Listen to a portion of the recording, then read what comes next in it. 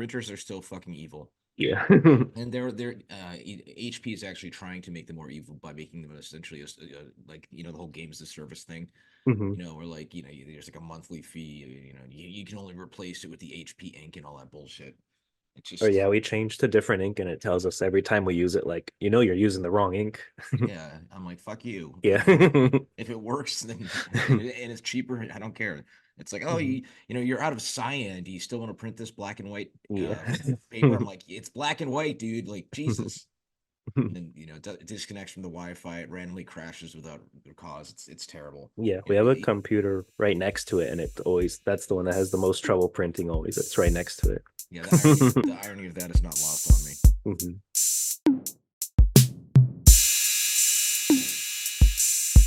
What made you write the book, or who made you? Were people just always asking you? They're Yeah, I telling you. mean, Mhm. for those of you who don't know, I was at Epic Games for 20 years. Then I took a year off, and then I started my own studio called Boss Key Productions, partnering with the Korean company Nexon.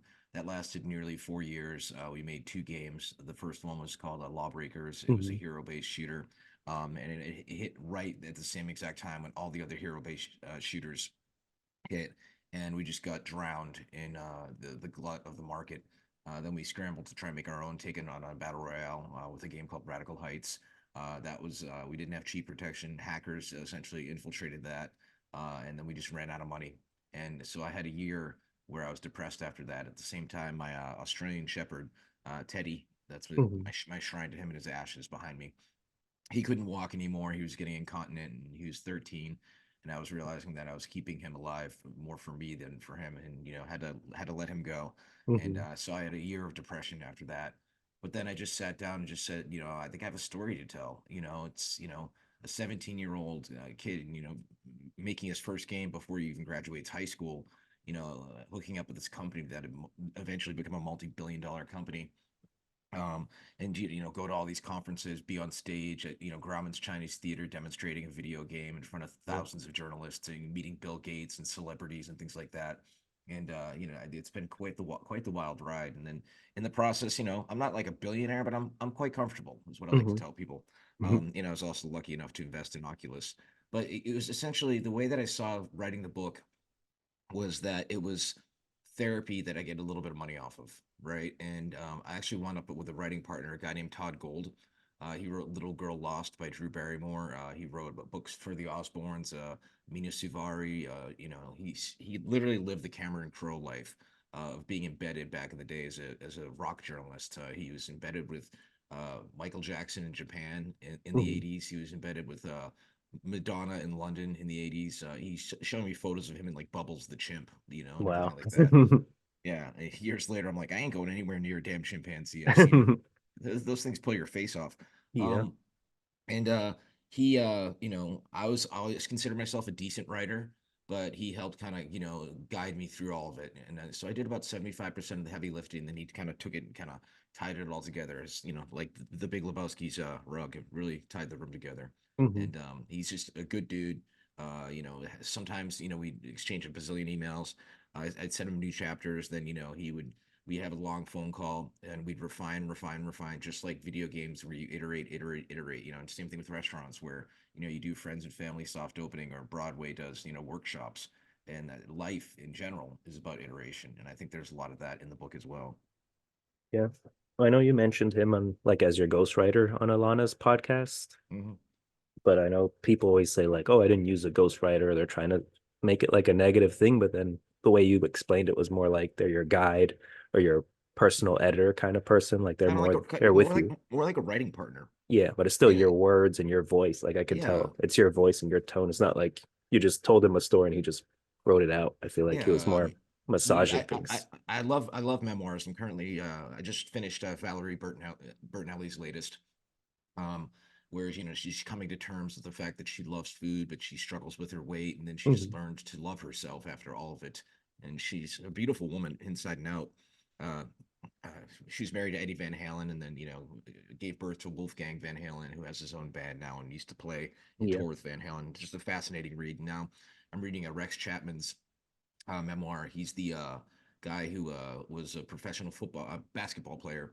Then he wound up hooked on drugs, and then eventually got off the drugs, and now is a social media influencer. Yeah. Has a bazillion followers on Twitter. I'm not going to call it X. Um, and and then so that it's the same thing with my comic book. Partnering with Alex DeCampi.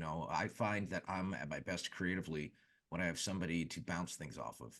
The Yeah. Gears of War franchise became a thing because I had my own core ideas about what I wanted it to be, and I massaged the hell out of the games who worked on it.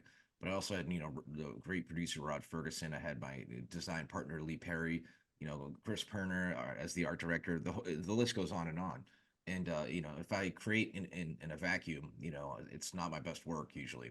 It's kind of like the Wachowski sisters, right? And Hmm. the way that they kind of or the Cohen brothers, right? The way they kind of check in with each other and bounce things off of each other. It's David and Dan from Game of Thrones as the Yeah. showrunner. And yeah, the final season was uneven, but Mhm. still, I mean, it's historic, legendary television. And yeah, I think that creating in a vacuum, some people can do it. Like Stephen King's a legend. He can sit down and bust out an extremely Yeah, that's dense insane. story. Mhm.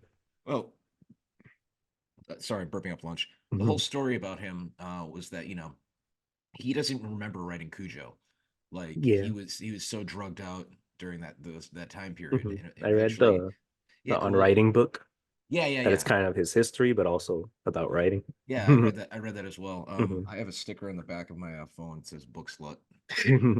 I don't trust anybody that doesn't swear or doesn't read. And like my backlog is tremendous right now. And every time I think I'm done, I wind up finding new stuff to read. I've been going through DC's series of comics called One Bad Day. Mhm. The kind of based on the famous line I think from The Killing Joke. The Joker says something along the lines of what separates you from me is just one bad day. And that was the entire premise of the Joker origin story and the Joaquin Phoenix film, which then wound up making $1 billion because I think we can all say that we've had one bad day, kind of going back to the old Michael Douglas film Falling Down. Yeah. You could say he had one bad day, and so did John Wick. But yeah, I digress. No, but I guess what you were saying about like the partners, like writing with people, it's even like when you see on TV shows or video games, they'll say like written by this person's name, but there's a whole team usually, like a story team or just everyone's bouncing ideas off. There's a writer's room. It's just one person maybe did the bulk of that episode, so they'll get the credits. You can't have you can. It's not good to have too many writers, though, right? Yeah. That's the old joke. It's like our screenplay is going to be so good because we have 12 screenwriters on it. There needs to be a core vision and then people in the orbit that help kind of like, hey, let's nudge this a little bit. What do you think about this? What about that core theme? And can, we just, add in this one little bit and that, then the main person, knows when to listen to it and when not to. And that's the thing is writing is hard. My wife's actually writing her own novel right now. Oh, wow. It's essentially a take on a single white female for the Twitch generation. Hmm. And I read a book a while back called Hitmakers, and it's a great book that basically says if you want to make a hit, take something that's a classic idea that resonates with people, but put a little twist on it. What I've said in other interviews is Mandalorian is essentially a fucking western. Yeah. Star Wars is Hidden Fortress, right? And you can just take something, just tune it a little bit. Scrapper is what if Batman was a dog, Hmm. right? And there's a lot more to that origin story. We can get there if you want to. But I have a tattoo on my left arm. It's Harold in the purple crayon, and it says "create." Hmm. And also because I'm a lefty, and I find I'm at my happiest when I'm making new shit. And Yeah. then and then when if people get stuff tattooed on them, it's the ultimate thing that just is so flattering. And plus, I also like to make a little bit of money and eat. Hmm. No, I'm the same. I think I have too many creative projects going on all the time in my head that I'm always trying to do like more stuff instead of focusing on one thing too much. Keep in mind the thing I learned over the years I've been doing everything is that it's better to have two or maybe three things at 85 to 90% as opposed to 10 things that are at 15%, Yeah. right? My wife's also working on a comic book with her younger sister, and I keep reminding Lauren, it's like, hon, remember also with the comic book she's working on, they're trying to find a writing partner and a letterer and an artist, publisher, all that stuff. Hmm. I'm like, every month that goes by, it's going to be at least 3 years before this sees the light of day. I had the idea for Scrapper like nearly 3 years ago, and then Hmm. I iterated, paid for all of it out of pocket, and here we are with it. So it's it's just some nights I'll just sit down and just look at Control Freak and just be like, Jesus, I've been through some shit, you know. And the big thing I wanted to do with the book was I wanted to make it personal, and Hmm. that's what I always tell creatives in any area is make your work personal.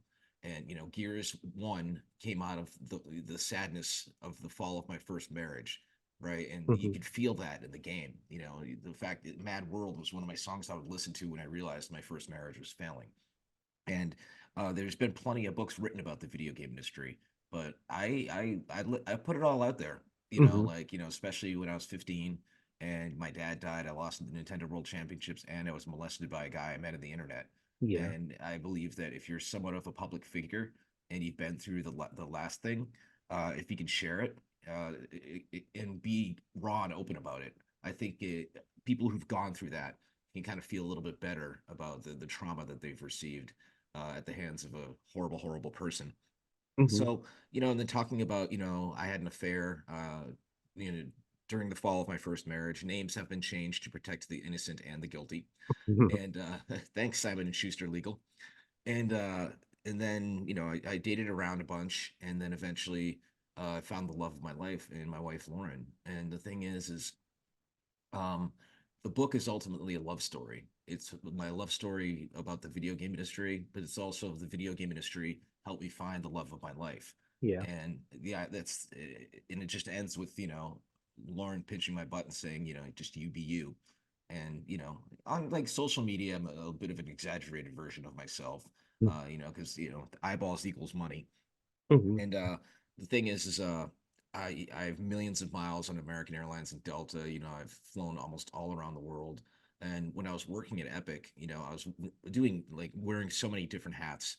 Spearheading, the main games that I was working on, such as Jazz, Unreal Tournament, Gears of War, and even working a little bit on Fortnite, which we call the F word. And the thing is I also was the face of the company. Doing so many interviews, doing 5 European cities in 5 days and being asked the same questions. How many guns are going to be in the game? Hmm. Can you tell me if like Gears of War 2 sucks? Like stuff like that. It's just like it's just exhausting. Yeah. And I don't know how rock stars do it, to be honest. Probably a lot of cocaine. Hmm. And so then, you know, saying things every Friday in the company meetings in front of everybody. And doing on camera work, doing late night with Jimmy Fallon 2 times, right? Like, this stuff isn't easy. But that said, I was a drama nerd in high school. It's one of my other tattoos. I keep mine simple because I don't want to sit in the chair for like 6 hours. Yeah. Comedy and tragedy, and I have no problem being in front of a crowd. I do karaoke at least once a week. And I think, that confidence helped me as much as it hurt me through the course of my career because a certain percentage of the internet was like, who does he think he is? Right. And Hmm. it's always anime avatars every fucking time. And so it's been a heck of a journey. And I feel like, by writing the book, it was not only therapy I might make a little bit of money on, but it's also closing a chapter of my life.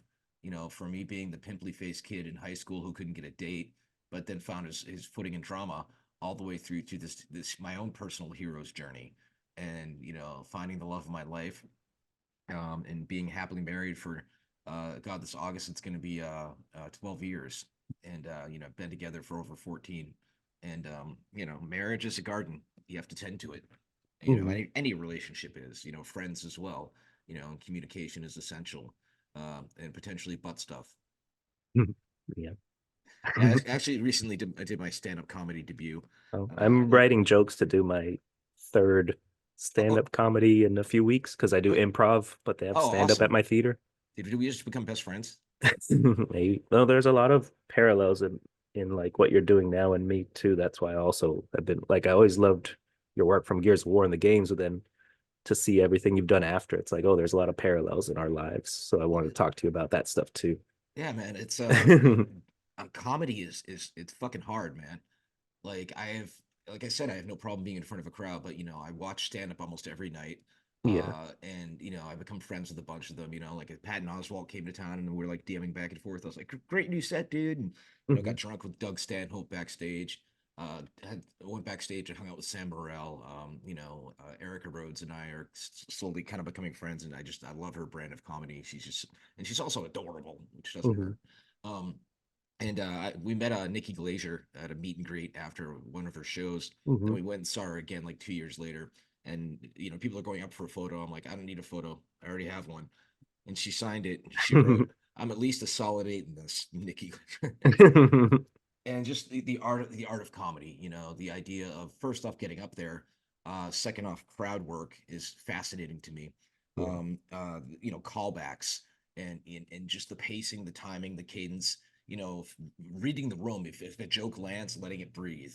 Right. Hmm. There's just so much to it. We go to our local comedy club, Good Nights, about once a week also, and I just like getting out of the fucking house. But I'll tell you, so you said you've done it before. Hmm. The place you do it at, did they have the red light of like wrap it up? Oh, Like the well, the first time, yeah, but the first time I did it was like it's kind of with a safety net because it was a stand-up comedy class when I was in advertising school, and it was Okay, at the graduation with like parents of all the kids, so it was like everyone's there for you. okay, yeah, But they yeah, gave us a like the second time I was the host, and I was like, I'll host the show like an open mic just so I could, if there's people and they're liking me, I can keep going. If not, I could just start bringing people up. But yeah, this time yeah. I'm gonna do 7 minutes in a few weeks or Oh wow. in 2 weeks. Well, my problem was I was allocated 5 minutes, Hmm. and I stress You kept drank. going. Yeah, I kept going. I went for 10, Yeah. which is a huge faux pas, in the comedy community. Yeah. Yeah, we And have in our theater we have a list of like blacklisted people, and some of them are like we told them they had 8 minutes and they went for like 20 and they wouldn't stop. Yeah, well, it was this comedy game show thing, right? Hmm. And alcohol affects time dilation. I rehearsed the fuck out of my set, and I'd say about a third of the jokes landed. I give myself like a C plus, but it was just way too edgy and dirty. I think I lost the crowd when I said that I eat my wife's ass every day like we're in a human centipede. So I think that might have been a little bit too edgy for little Raleigh, North Carolina. Yeah. Um, but because my favorite comedians again are like I love Doug Stanhope, I love Bill Burr, I love Mhm. Louis C.K. Louis C.K. jokes about child molesters. Remember his SNL monologue? Yeah. It was legendary. And talking about being, like diet racist. I see an Asian person and I think, oh, they must be really good at math. And if I go into a pizza joint and it's four black women making the pizza, it's like, even if the place is called Four Black Girls Pizza, right? Um, and so, I believe you can honestly joke about anything if you frame it within the proper context. And Yeah. I still miss Gilbert Gottfried, and as Oh yeah. horrible as horrible as horrible as 9/11 was, he was the first comedian to actually make a To joke make a about it joke. because there's a reason why cops make jokes about the horrible things they see on crime scenes. It's called gallows humor, right? You Hmm. know that. And the thing is, Gilbert was on Cameo before, and I got a few of them out of him before he died. And I basically make him say the filthiest things ever because Hmm. I mean, the aristocrats, right? Yeah, I remember the Did you? documentary. I watched the documentary of it too. Yeah, yeah. Well, for those of you who don't know, this is a common thing amongst kind of classic comedians, where the idea is that this family goes in to a talent manager, and then they're like, "Here's our show," and they wind up just doing the most horrible things to each Hmm. other. The dad's fucking the son, the mom's eating the daughter's box, like they're shitting on each other, like also it just keeps going, and Yeah, then it at the keeps end of getting it, worse and worse. it then they stand up at the end. He's like, the talent manager's like, "That's a hell of an act. What do you call that?" And they go, "The aristocrats," Yeah. right? And they made it into that entire documentary about it with just even Bob Saget, Yeah, I again, rest in remember peace. he was a big part of He it. he did a completely filthy version of it, and it just my last tattoo is laugh, think, cry. Hmm. Again, I keep it simple. It comes from the Jimmy Valvano quote, where if you do three things every day, if you laugh, you think, and you're moved to tears, do that 7 days a week. You'll be living a good life. And this is like his final speech before he succumbed to cancer. The famous college basketball coach. Hmm. And so, my tattoos on my arms are reminders that it's chaos, be kind. Hmm. is from Patton Oswalt's comedy special Annihilation, where he's talking about losing Oh, his losing wife. his wife. Yeah. Yeah, Michelle McNamara, and who basically cracked the case of the Golden State Killer. Yeah, And we watched that too. yeah, yeah. Well, well, it sounds to me you're a lot like me, a data vacuum. Yeah, but I've always Wait, been a big comedy nerd too. the way that I see it is it's all grist for the mill, right? And I sat there. We have a condo at the beach, Hmm. and we were at the beach bar one night. And my wife was picking up random movies on IMDb, like so and so, The Godfather, Francis Ford Coppola, like this, that, and the other. And like, and my ex-wife used to say I had a Hollywood heart on, and in hindsight, it was one of the few things she was right about. Next thing I know, I'm, at Comic Con, getting drunk with the cast of Game of Thrones and stuff, and Hmm. Sophie Turner kisses me on the cheek when she sees me, and so does Natalie Emanuel, for the record. Hmm.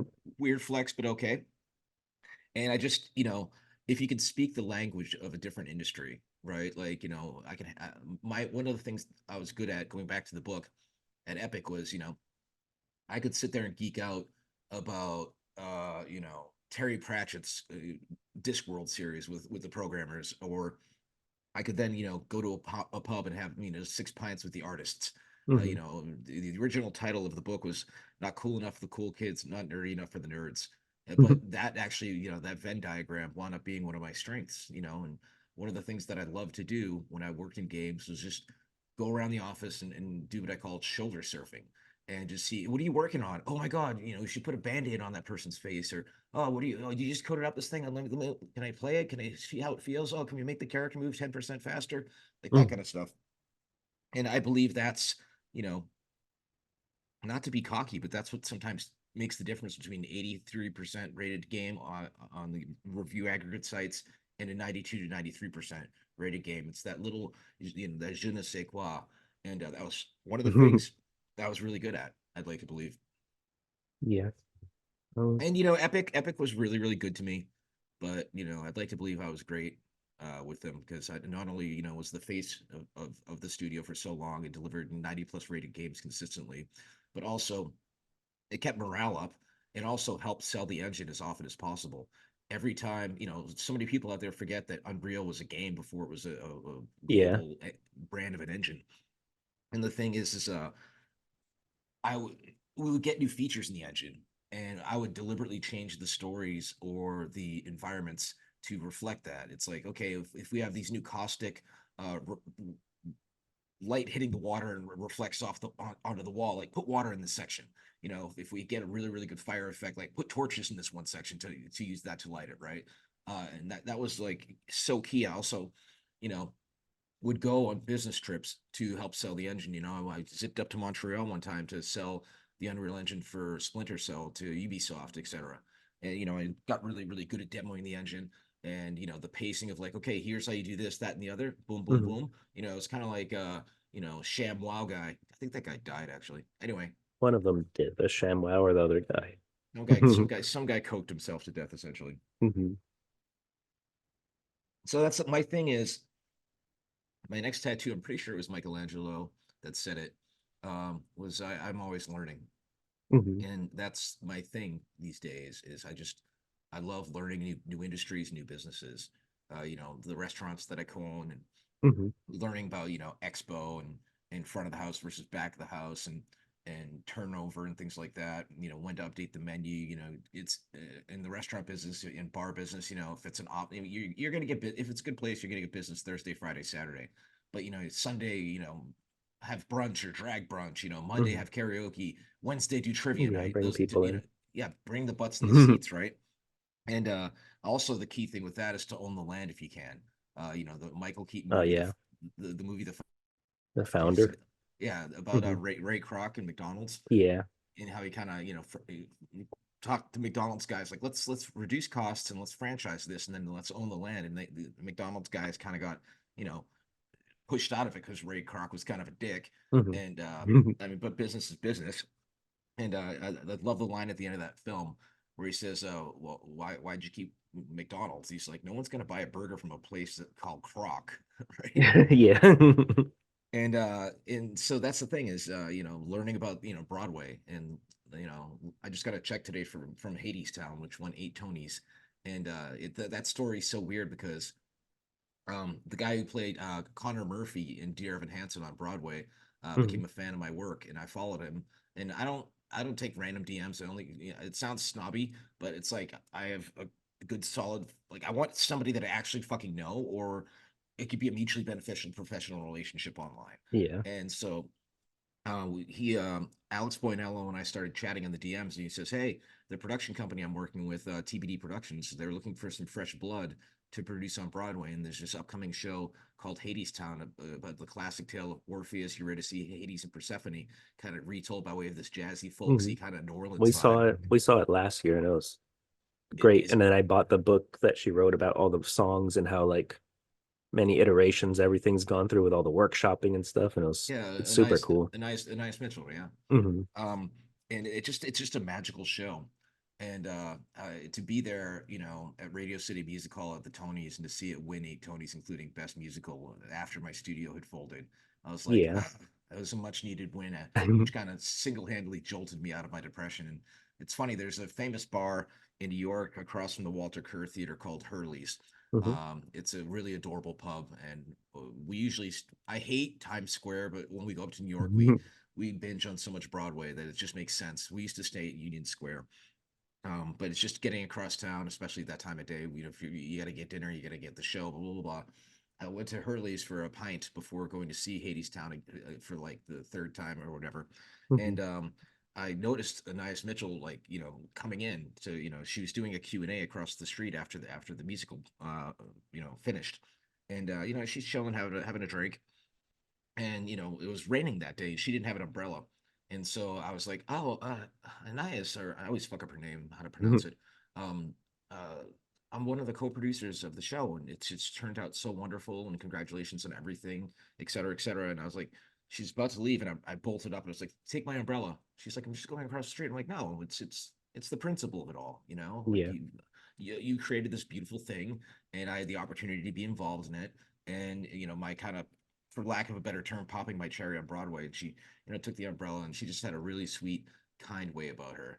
And this, in the book, she's talking about, she's like late to meet up with a friend, and that's where like "Wait for Me" came from. Which is just Hmm. such a legendary song. That performance, with Reeve Carney, is just when he pulls the flower out and the lights start swinging and everything. Oh, it's just magical. Yeah. Getting goosebumps talking about it. No, my girlfriend is a trained singer and she used to be into plays a lot. So when we started dating, I always had like an interest, but I didn't know what to see or what to. And I thought the traveling Broadway shows were more like, oh, they just come and find some people and put it together. I didn't know it was like, no, this is like a touring people. Like they get a cast together and they tour with them. Oh yeah, my So we started going to more of those, and we're going to yeah. actually It, Hamilton and Moulin Rouge this weekend.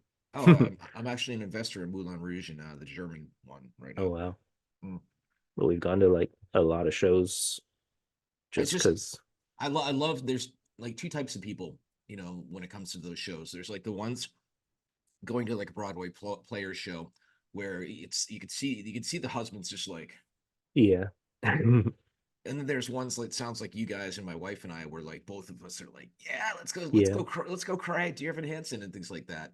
Yeah, Evan And Hansen was real, and we went into that with like, well, let's go not knowing anything. So, yeah, so many of that so much of that just destroys me. There was when I one of the last time I saw it in New York City, I well, the second time I saw it in New York City, I went to Dwayne Reed and I got a little box of tissues and I got a Sharpie and I wrote free tissues. Mhm. And I started walking around before the show opened, like, anybody want any? Anybody want any? And a couple of people were like, I don't know, I guess. But those who knew the show's gonna get you, took a few. But then Yeah, by the time intermission hit, people were like, they came looking for you. and there was this I was going to get a refill on my beverage, there's this young person, it's the young kids are gender fluid and all that stuff these days, fine, whatever. Couldn't tell if it was a boy or a girl, doesn't matter. Kind of feminine, wearing like a suit jacket, sobbing, Hmm. and saw the box and just started laughing. And I was like, "Here you go." And then I was like, "Isn't this a great show?" And they were like, "Can I have a hug?" They were with their grandma, right? And I was like, "Can I have a hug?" And they were like, "No." They asked if they could have a hug, and I was like, Hmm. "Okay." So I gave them a hug, and then I bought them a Coke. Um, and that's just the power of live entertainment. You know, Yeah. before COVID, Andre DeShields, who plays Hermes in Hmm. Hadestown, you know, when Orpheus, spoiler, turns around, and then Eurydice, you know, goes back down into the underworld, a woman in the front row is sobbing, and he took out his pocket square, Andre DeShields, and handed it to her, right? Hmm. And before COVID, when they do the whole "we raise our cups" at the end, Hmm. the people, it would clink glasses with the people in the With the front people in row, the front row. and that's just the magic of live entertainment, and that's the thing that, you know, COVID fucked up all of us. You know, Yeah. I got a lot more reading and video gaming done, Hmm. but at the end of the day, it really fucked with our sense of time dilation. And you know, like doing the whole like, what year is it, you know? And my wife's like, wait, how old am I now? I don't, I'm like 35. I Yeah. don't know, you know. It's just, it's weird, but it's I think it's awesome that you know, you found somebody, you know, who is into the arts, you know, as Yeah. much as you are. But the fact is, um, it's so funny because usually the case is, you know, my wife and I, you know, we love, you know, Broadway and games and reading and things like that, but also the idea that it's usually an introvert with an extrovert, right? Like Hmm. I'm the one doing karaoke once a week. You know, she's barely ever done karaoke. For my birthday this year, I asked her to sing and serenade me with the Pokemon theme song, and she brought up a bunch of her girlfriends up there to help out with the anxiety. And you know, she's doing the Twitch thing these days, and she's, you know, coming out of her shell, because Hmm. I told her the whole time, you know, over the last few years, I'm like, you can't just be Cliff's wife, you need to be your own person. You being your own person was how I found you in the first place, when you put yourself out there with the Miss Video Game competition, and you Hmm. showed up on all the blogs, and I'm like, that's my new girlfriend. And then I, you know, put on a, you know, my smolder, and I made it happen. Yeah. So, and the rest is history. No, I'm more the introvert, but then like on stage for improv and stuff, I feel like people would think I was an extrovert, but once the show's over and people are congratulating me, I go back like, oh, thanks, or It's get interesting you quiet say that, again. because I read an article, interview with Jack Nicholson. I read every issue of Entertainment Weekly for 20 years, so Hmm. the Hollywood Hard On thing actually again was accurate. Hmm. Um, Apparently the reason he wears his sunglasses all the time is he claims he's shy, and that's the thing, is that that's there's got to be that there's a weird like overlap between, you know, like for me, I do believe there's the idea of a social battery. There's times where I just don't want to talk to anybody, you Yeah. know, certain times, but there's other times where, like, for instance, when my wife and I go out to eat often, we'll get a reservation at some place and we'll just eat at the bar and have what I call the threesome of conversation with the bartenders, right? Hmm. And you know, it's funny because I'm a big believer also in interacting with people that aren't necessarily in your demographic, right? I'm a straight white male, right? But I love, you know, getting to know drag queens. I love getting to know people of color that are interesting, or and hearing their stories. This sounds very virtue signaling, is what the internet likes to say, Hmm. but I believe if you read books about demographics that aren't necessarily yours, you'll learn a thing or two. Like Lindy West's, Yeah. I read Lindy West's Shrill. I read The New Jim Crow. I read Contested Waters, which explains why, you know, there's not exactly a lot of black people swimming. You know, and Hmm. so you know, there's a historic reason for that. You know, the infamous image of the hotel owner pouring acid into the pool when the little black kids are swimming around. Like, that's fucking terrifying. And you know, you got to be aware of these biases that we have as people, and not just white people, people in general. Hmm. Even, you know, my wife's trying to arrange this girl gamer tournament on Saturday, and then you know, the more she gets into it all, the more she's realizing this girl, you know, started dating this girl's dude after right after they broke up, and then, you know, this girl's called this girl this, that. I'm just like, Hmm. Jesus, you know, don't be crabs in a bucket in life in general, regardless of race, gender, or religion. I'm friends with Jess Neger, who I just think is awesome, and she'll plug other cosplayers. You know, rising tide raises all boats. You know, you can spend time trying to lift each other up or tear each other down. And so, which one's it going to be? And, you know, read a book and maybe, you know, one day write one, right? Yeah. No, I feel like my reading especially is all over the place. Like I read your book and then I'll go, well, I think I forgot I read Rob Delaney's book about losing his child because we lost our cat who was my girlfriend had for 19 years. I was with him for 4 or 5, whatever. We've been together since 2020, so 4 years. Yeah. but It's she's been going through it real tough because it was like half her life. This cat's been there like every day. And then yeah, he wrote this book about losing his son, but it also has some comedy to it just because he's a comedian. yeah, yeah. But it was like I wanted to read it to understand what she's feeling more since I'm not like I'm sad about it, but I'm not where she was, I think. Yeah, grief comes in waves, man. Hmm. Like it took me many, many years to get over the loss of my father. And I remember that's the big thing about a person who, I've done a decent amount of interesting, successful things in my life. I've had my share of failures, but I think I've had more hits than failures. And the thing is I remember, standing on my back porch, my first house during my first marriage, and it was a full moon. And I remember just looking up at the moon, feeling, and I felt like he was looking down on me. And I just, realized, yeah, he would, in fact, be proud of me. And I carried a lot of guilt over the years over the fact that, I found my path, I found my success because he died. Because he would Hmm. have he would have forced me to do the typical college route, become an engineer like him because he was an engineer at Polaroid, and my mom, switched from being an amazing mom to being a totally selfish narcissist once my dad died. Hmm. She's like, I gave it all to you kids, and now it's all about me. Found her new husband, etc. And then she basically ignored me and allowed me to, she was able to facilitate my 386 SX PC Hmm. with the money that my dad left her.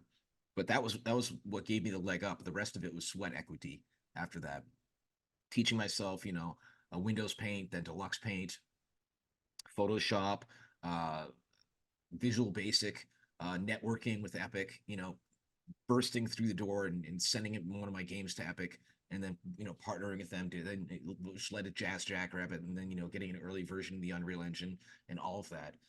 It was quite the journey, but that's the thing about loss.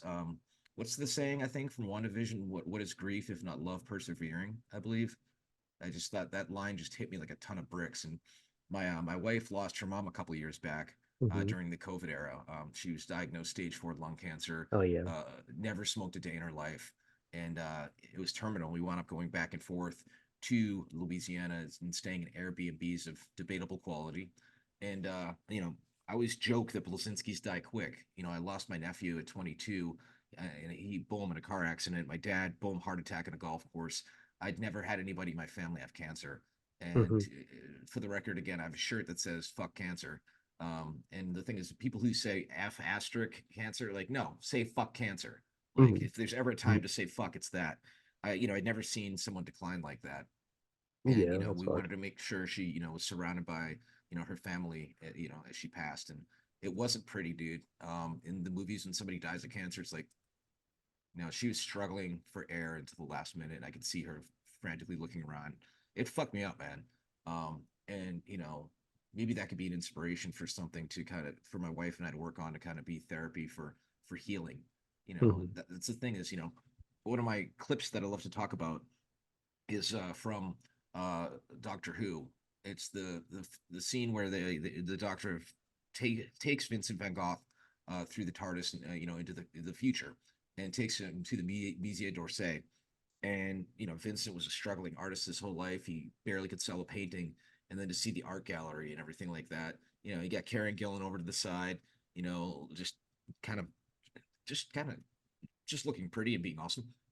And he looks around the room, and the music starts to swell, and Matt, the doctor, grabs Bill Nye, not the science guy, the British actor, Oh, and yeah. says, he's the dose, I think is the term of the museum, the manager or whatever, and he says to him, where do you think Vincent rates in the grand scheme of all the masters? He's like, he's one of the greatest, if not the greatest, and an amazing man. And you can see Vincent, just the actor they cast looks just like him. You can see him just start losing it. And Matt turns around, the doctor's like, "Are you okay?" And he hugs him, and he goes, "They're tears of joy." And that's the thing. At the end of the day, I've said this in many other interviews, but you want to, as a creative, regardless if it's on the page or if it's on a small screen or a big screen, you just want to know that you've reached through that screen and you've touched people. Uh, Hmm. Not a bad touch, a good touch. I'm joking. And you just want to know that you've affected people. And the story I've also been telling recently is, I'm in San Diego at the actual Comic Con with an actual comic to promote. Shameless plug. Yeah.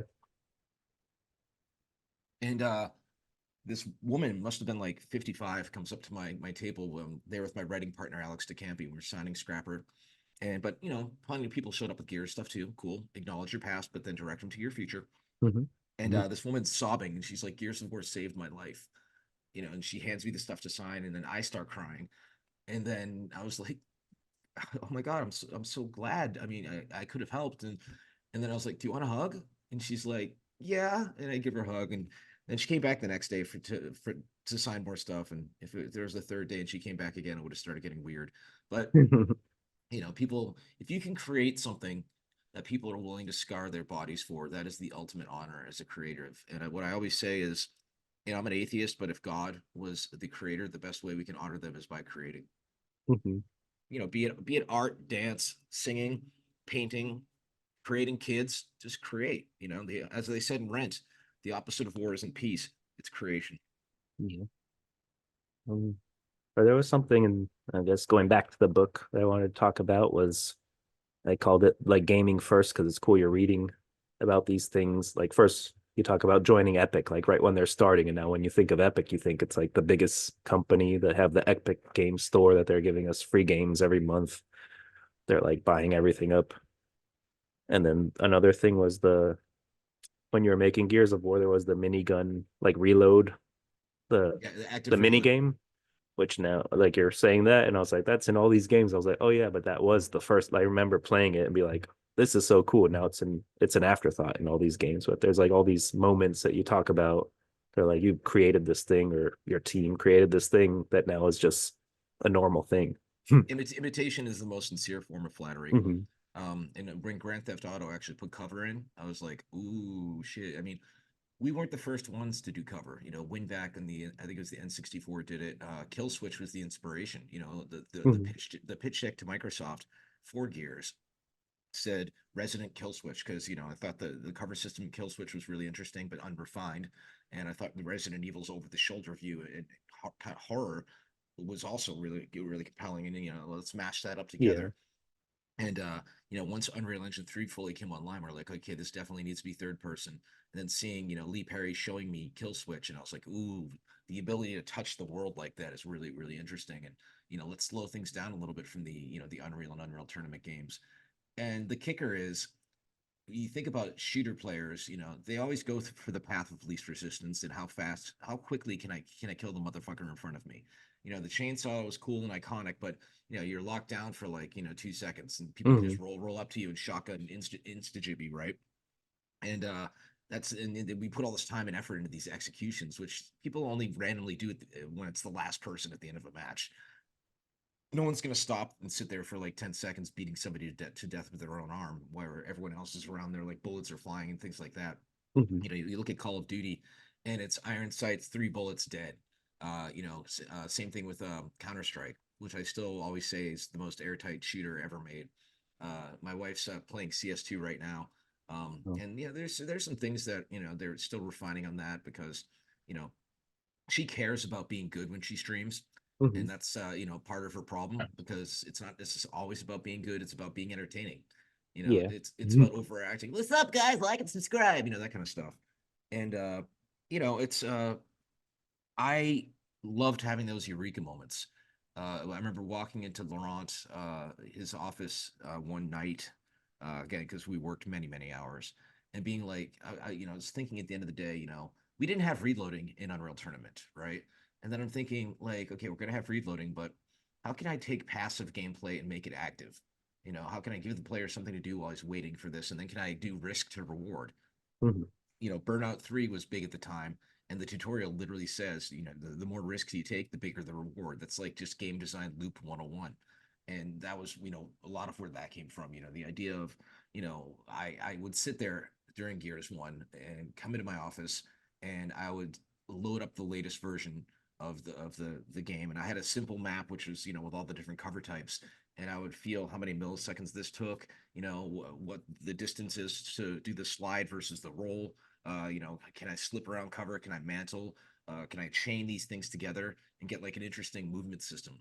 And it's that God is in the details, as they say. And part of the thing is about what I did at Epic is I'd go on these press tours, and it would be like I come back and the camera would be all fucked up. Like Marcus would be like taking up like three-quarters of the screen when you zoom in with left trigger, or Hmm. the blood would just have vanished when you shoot the enemies. I'm like looking around the QA lab, like, did nobody fucking notice this? Like, okay, geez, guys, come on. Hmm. And to be fair, QA works their butts off and they're incredibly underappreciated.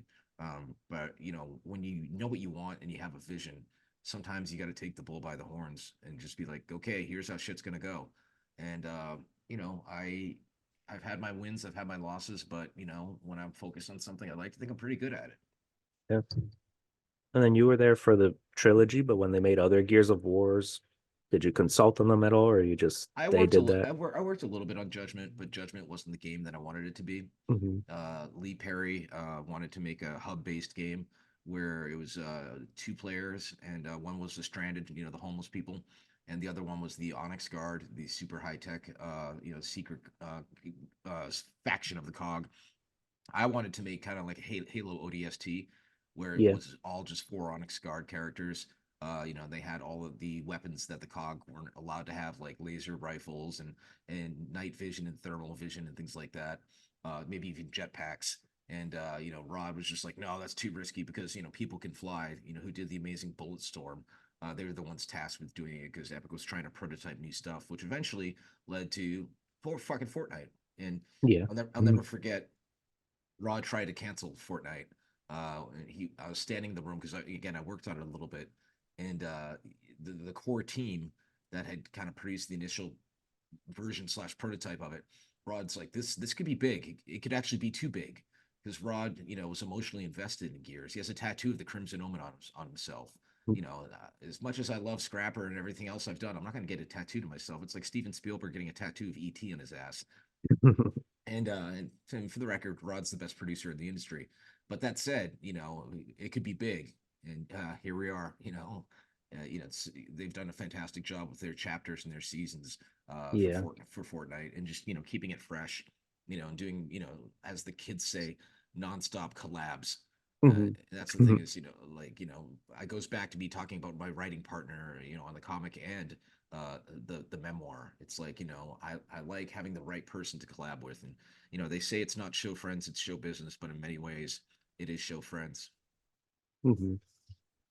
Um, oh no, and then well, you mentioned Mad World before, but ever since Gears of War, that song just makes me think of the trailer of the game.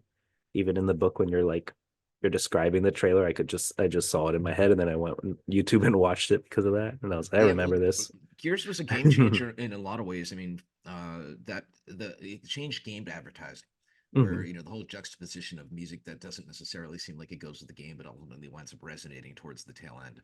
The first art director we had, Jerry O'Flaherty, he did that kind of 300 Zack Snyder sepia tone look, which so many games of that generation wound up adopting.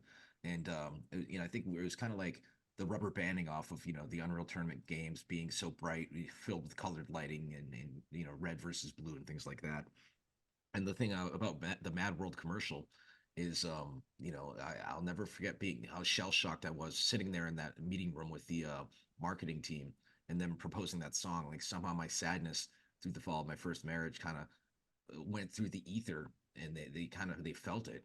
And it's one of those things that the trailer when we saw the storyboards were like this could be big.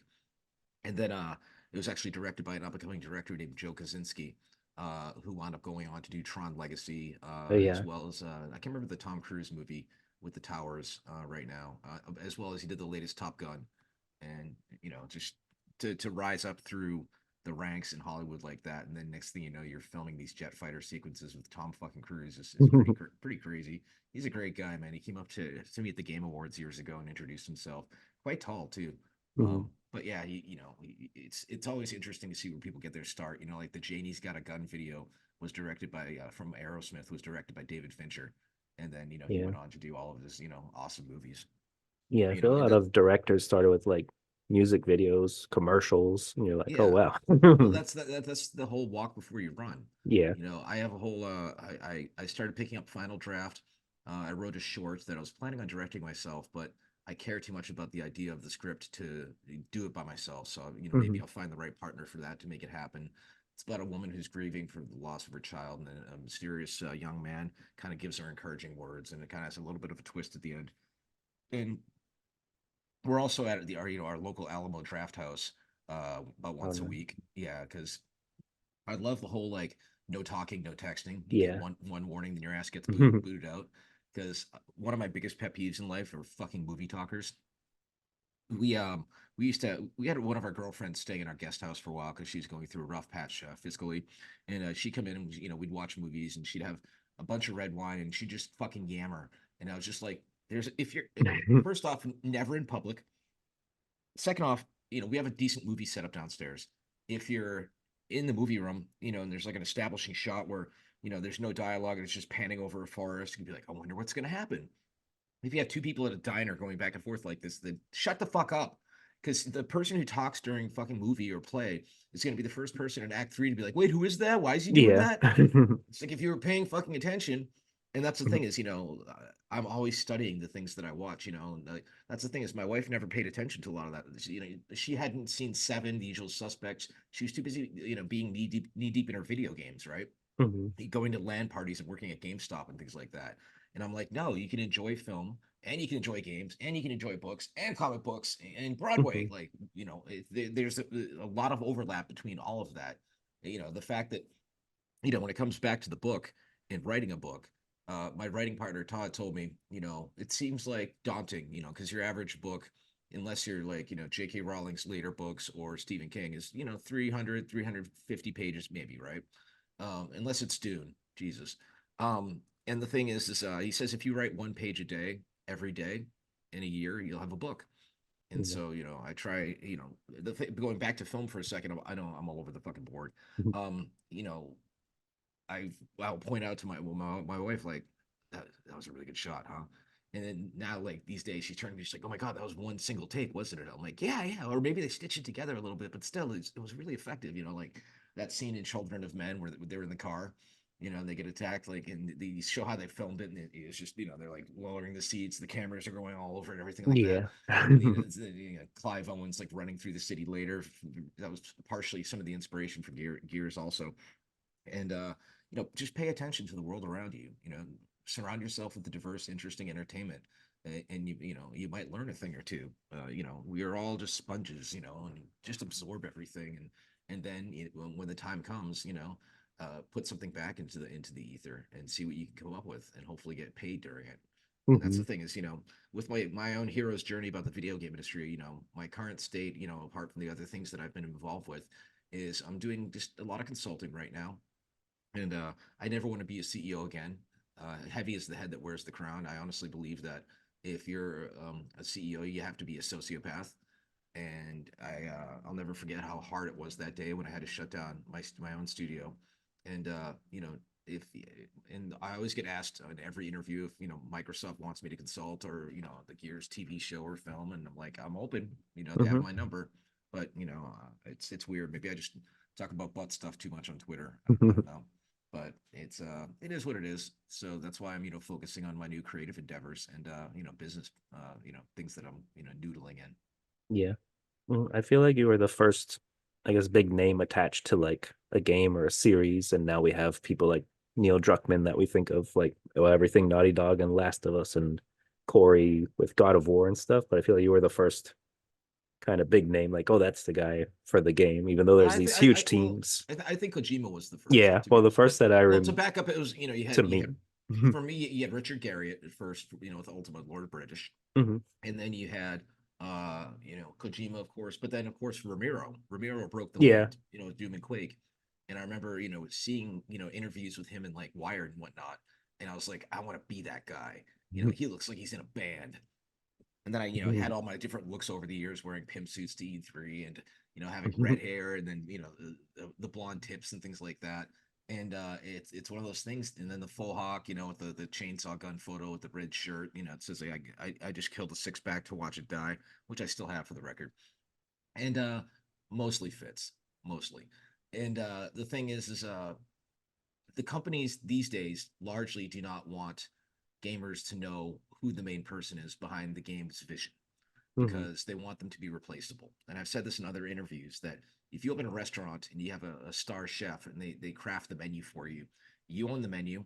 And if you don't like the chef's attitude or he or she wants a pay raise, you can fire them. But now you have the formula. That's why Yeah. Jaffe gave Sony the God of War formula. That way, and then when Jaffe didn't work on it anymore, they could bring in other people to work on it. And it's one of those things that whenever you see an update for a game these days, rarely is it signed by the person that had the vision. Hmm. It's the so and so team, and it's which is good because it is very much a team effort.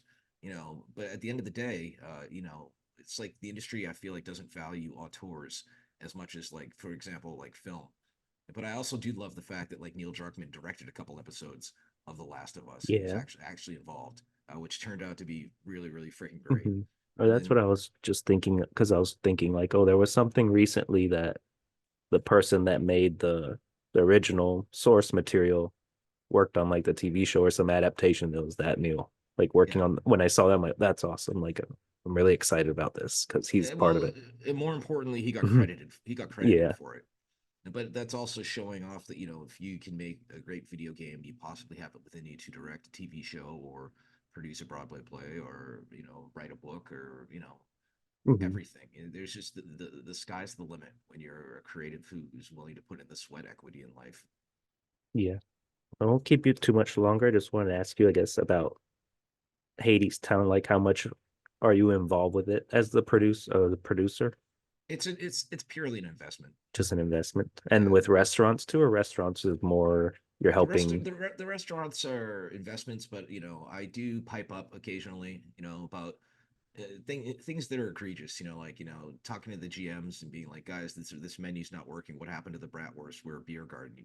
We got the pretzel, but you have to have the brats. Like are there hangers underneath the bar so women could put their purses or coats and guys too, and prevent it from getting stolen.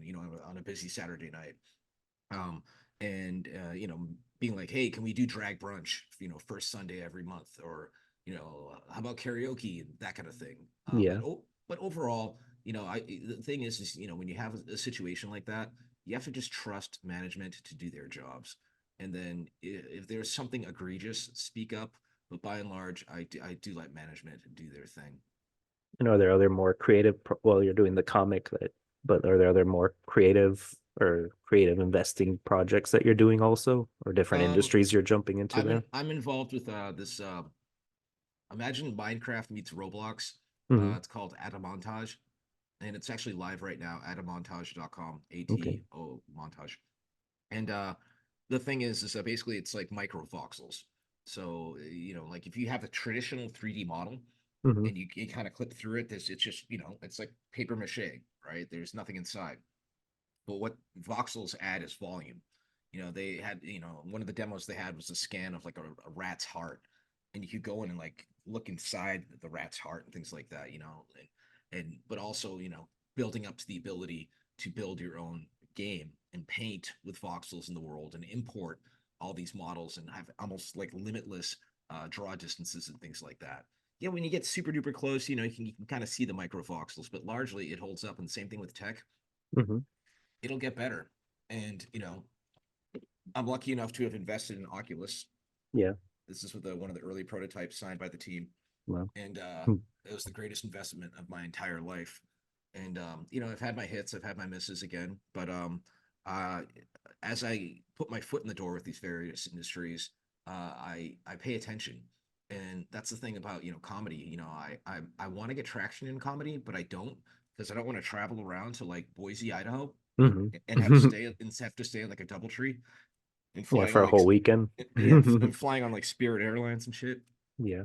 I've seen like the tour dates that these comedians do, and it's like you have to really do that grind, and you have to, or you have to come at it sideways, like Matt Rife, who found a way to do it. I have a friend that hypothesizes that, by the way, when Matt Rife's crowd work is great, and the thing is I think they were saying that they're plants, like they're his friends who like Oh. Hmm. set things up to like yell the right things so you could say something really funny back, right? Who knows, man? At the end of the day in life, always follow the fucking money. So Yeah. I know you're currently playing like all types of video games, or are you I and your actually, wife playing things together? I have two modes these Hmm. days. I'm either being in a book slut Hmm. or playing games. They can't coexist for me. Yeah. So I think there's a new, I think it's a new Prince of Persia on the Switch. Yeah, I've been playing that. I've heard great things about that one. It's really Uh, cool. yeah, Jordan Mechner's a good guy. He's a friend. Hmm. He does this side gig where he'll just sit there at like cafes in Paris and just like doodle the people that he sees, and then he actually Oh. eventually made a book about it. And then he also had a book that came out that told the story of how Prince of Persia came to be. Ramiro wrote his memoir called Doom Guy, and Hmm. Ramiro, continues to be an example for me because what Ramiro does is he embraces the fact that yeah, I'm the Doom guy, and yeah, for me, I'm the Gears guy, but I'm still doing other stuff. But if Gears is still seen as a huge part of my legacy, I'm comfortable with that. Yeah. There's a reason why there's a gear on the front of the cover of Control Freak. Hmm. So that's what Um, when I really started becoming a visible person as a game developer in the video game industry. And then again, with people with anime avatars, I'm like, who does he think he is? All right. Um, so yeah, I actually got a hard stop. I actually got all a right. bolt, but this has been lovely. Yeah, And thank you so much. what I always tell people whenever I do these kinds of interviews slash podcasts, things like that, Hmm. is that I can always tell it's a good one when the time flies by. Yeah. And sometimes you get me yammering, and I just keep going. So No, it was really good talk. And I guess last is Scrapper the trade out now or yeah, soon? the trade for Scrapper hardcover, published by Image Comics, drops April 23rd. And Okay. I've already had one meeting with one streaming service to consider making it an animated series, and Cool. it's surgically built to be a video game as well, and hopefully maybe a toy line, and we'll see where it goes. Yeah. I think the world needs a badass dog superhero for the kids who outgrow Paw Patrol. Hmm. Yeah. Well, good luck with everything and thanks for doing this. And I'll send it to you once it's all done and posted. Yeah, and I'll plug the shit out of it. So, Yeah. Thanks so thanks, man. much. Yeah, take care, man. Bye.